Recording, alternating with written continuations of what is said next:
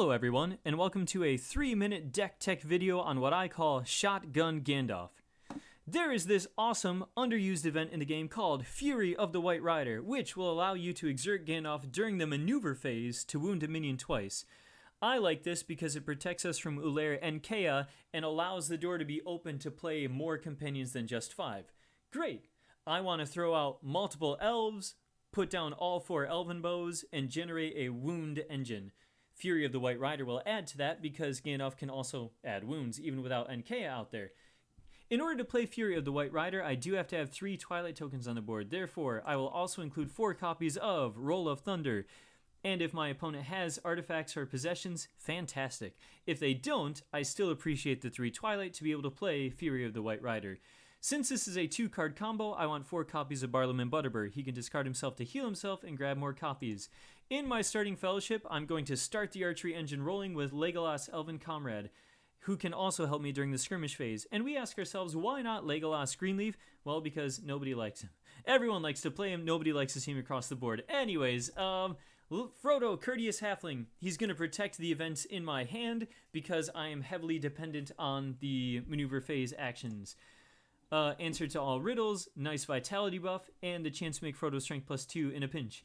Heldir, strength +2 automatically, and if my opponent starts controlling sites, I can wage war against it. Now, I'm going to put 4 copies of Lorien Swordsman in the deck because he's going to spot the wounds out there and make minion strength -2 as he fights them. I will double that effect with Blades Drawn. Right now there are only 3 copies, perhaps there is space to do 4.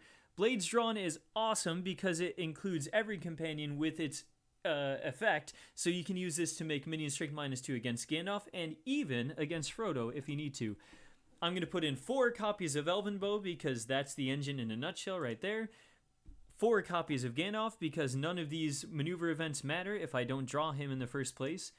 And if he needs to get into a fight, here's Glamdring, here's his walking stick for extra vitality, and here's Thor's map to protect me from Site 7, adding a bunch of archery because I have so many unbound companions on the board.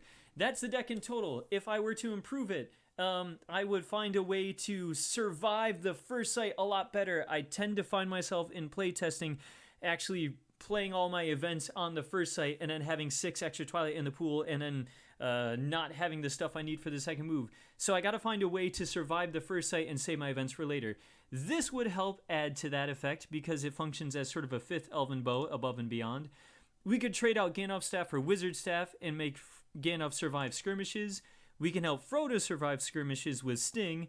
We could give Gandalf extra vitality, and just for fun we could throw this out there. Thanks for watching.